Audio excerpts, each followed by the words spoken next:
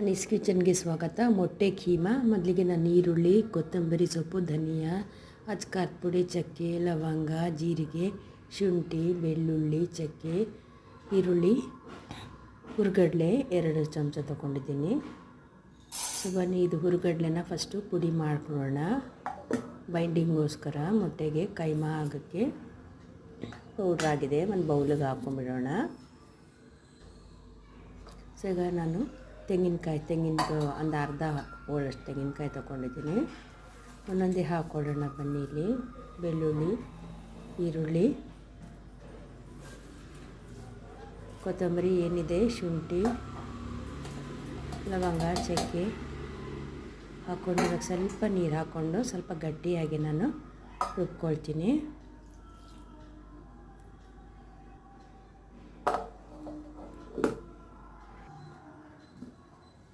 ಇದು ಆಗಿದೆ ಇವಾಗ ಮಸಾಲೆ. ಸೊ ಸ್ವಲ್ಪ ಮಸಾಲೆ ನಾನು ತೆಗೆದುಕೊಳ್ತೀನಿ. ಸೊ ಕೈಮಾ ಉಂಡೆ ಮಾಡೋಕ್ಕೋಸ್ಕರ. ಸೊ ಇದಕ್ಕೆ ಟೊಮಾಟೊ ಹಾಕ್ಕೊಂಡು ನಾನು ಇವಾಗ ಚೆನ್ನಾಗಿ ರುಬ್ಕೊಳ್ಳೋಣ. ಸೊ ರುಬ್ಬಾಗಿದೆ. ಸೊ ಇದಕ್ಕೆ ನಾನು ಇವಾಗ ಏನು ಪುಡಿ ಮಾಡ್ಕೊಂಡಿದ್ದೀನಿ ಹುರ್ಗಡ್ಲೆ ಅದು 2 ಚಮಚ ಹಾಕ್ಕೊಳ್ತಾ ಇದ್ದೀನಿ. ಸ್ವಲ್ಪ ರುಚಿಗೆ ತಕ್ಕಷ್ಟು ಉಪ್ಪು ಹಾಕ್ಕೊಳ್ತಾ ಇದ್ದೀನಿ. ಈರುಳ್ಳಿ ಚೆನ್ನಾಗಿ ಹೆಚ್ಕೊಂಡು 1 ಈರುಳ್ಳಿನ ಹಾಕ್ಕೊಳ್ತಾ ಇದ್ದೀನಿ.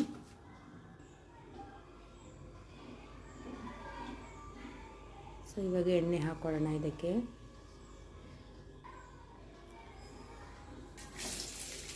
ಈರುಳ್ಳಿ ಫ್ರೈ ಮಾಡ್ಕೊಳ್ಳೋಣ ಚೆನ್ನಾಗಿ.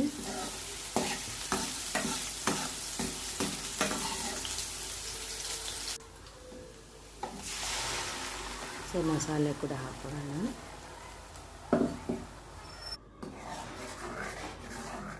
ಅದು ಚೆನ್ನಾಗಿ ಸ್ವಲ್ಪ ಬಾಯ್ಲ್ ಆಗಲಿ.